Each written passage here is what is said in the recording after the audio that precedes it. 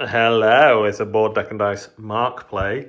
This is our first two-player game of Crystal Palace. I'm pretty confident I got most of the rules right today. Yeah.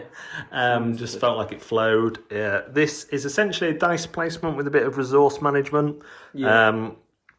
Your resources being money, energy, and gears, and you're using those to buy patents, which are then going to turn into prototypes, and get celebrities to work for you, essentially. All the while, you want to be getting some buzz around London. It's the World Fair, and you're trying to get some stuff off the black market as well. The iconography is a lot and quite overwhelming at first, but it's really clear and consistent. In fact, the player boards are really, that makes a lot of sense to me now, which I wouldn't have said it ever would have. This bottom bit. Yeah. Although I didn't ever use it. And then, Really? it's because I was using it, wasn't I? I was telling you what to Yes. do.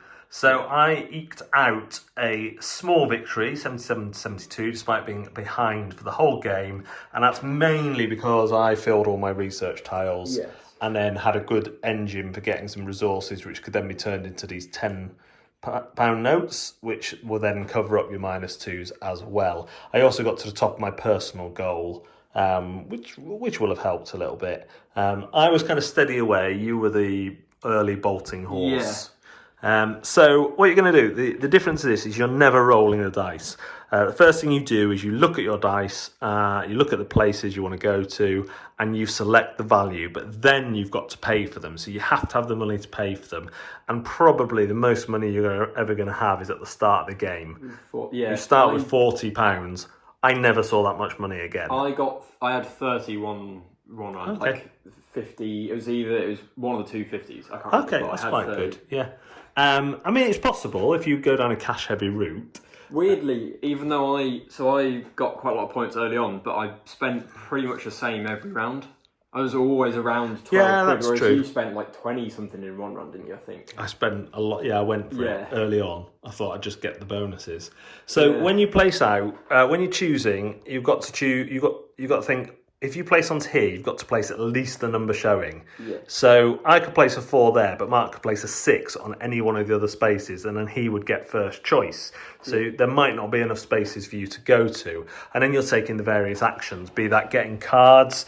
These cards you don't have to pay for straight away. You build them later on. Getting some research tiles, which negate those negative point values.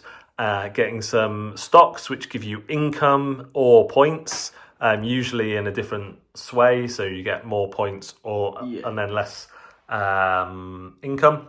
The Westminster is just simply a thing that you're following, like a progress track, but the higher you get up it, the less in general you're going to pay to your celebrities, although some of them do require more payment the later the game goes on, and they tend to have the better options. So this one lets you pay £3 for a buzz and 2 points, which is quite good. That one gets really cheap and then really expensive right at the end. The last one is -3. So you've got to look out for that in terms of your money, because if you ever can't pay anything, you have to take a loan. We managed to avoid that by using our newspapers. And they give you more minus points for these. Yes. So that's generally bad. Then this one is how you attract characters. This one lets you, this is Buzz, so this is the paper, which I used a couple of times, Mark didn't use, which you can probably tell by the Buzz track. I wonder if I should have waited, because I did get up there quite quickly and I'd be getting 5 points at the end of each round rather than 3. But how many times would you have got that?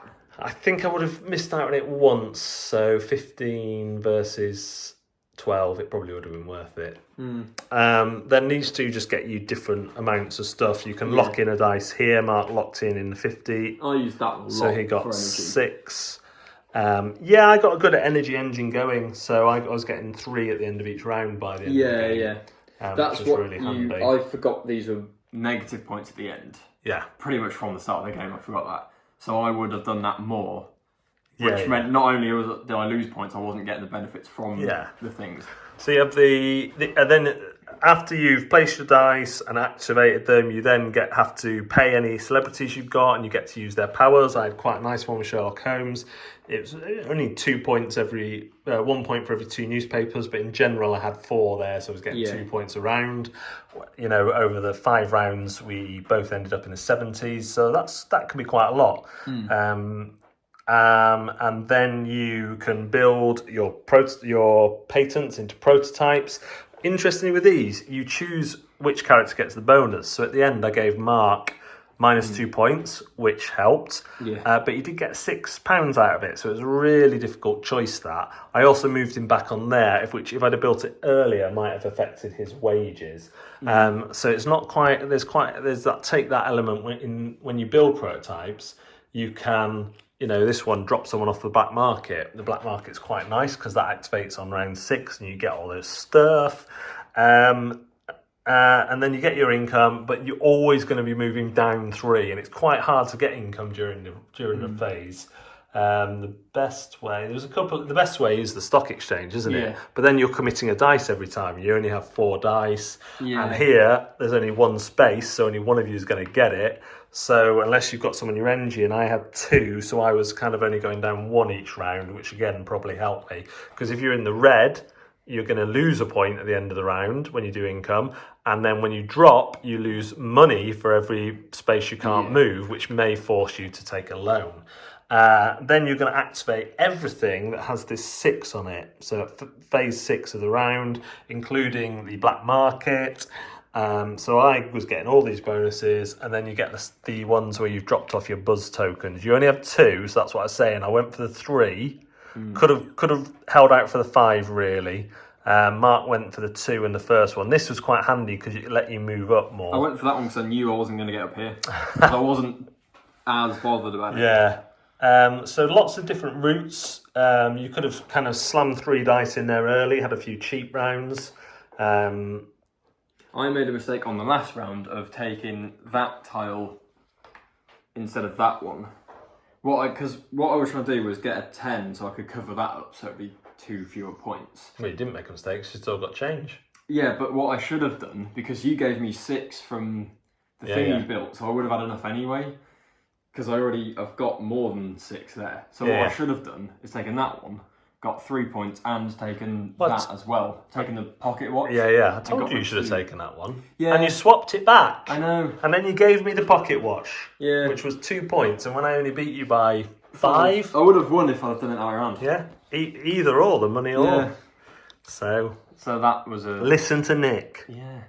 But I really like that. I really like the way the game flowed. Yeah. The longest part of the game is choosing your dice values.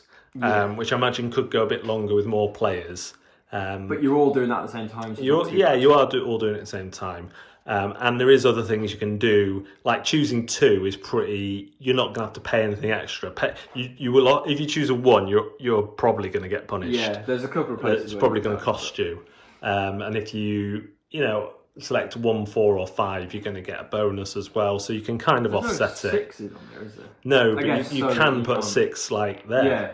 I guess because if it would defeat... And that's the thing we wouldn't see so much in a 2-player game. I guess if you'd have gone there with your confident 4, then I could have come in and gone, ha ha, and you would have got £1 back for that. Yeah. But I think in a game with more players, you're going to see more of that kind of interaction. But I was very, very impressed with this one. It is really good. 2 players, I think it plays in the amount of time it was explained in. Yeah. It felt like that anyway. I wonder how much replayability there is if you're sort of going to just kind of develop a little bit of a strategy. And I guess probably not. You've got these are all random. Yeah. I guess there's all these with more players. There's random in these. Yeah. And because they've gone for the modular approach rather than a double-sided board, so this is essentially your board, but some of them have multiple boards as well. Oh, right, okay. And so they can always bring out a pack where they totally change. Like these 2 could easily be changed because they're just getting stuff. Yeah. You could easily add in, 7A and 8A. Yeah. And I'm sure they've already got that in mind. Adding character packs. Yeah. These packs. More kind of a different black market board. I think that it's got enough variety there for me in the base. Yeah. Because I think there is enough there. I don't think you're going to be able to count. I'm not going to be able to count on always getting an income engine going. Yeah, especially in a higher count game. To be honest, I didn't really focus on that. I just focused on clearing out some of my -2s at the start. I wasn't really planning that greatly. And obviously the point tokens flipped to 100, so we probably haven't done that well. But yeah, I was impressed with this one, and I would definitely like to. I think there's a lot of potential for expansion, but I'm quite happy with it as it is as well. And it's definitely up there with my favourite games of the year, I think. I just snuck it in before the end of 2019. Thanks very much for watching Board Deck and Ice. We will see you next time.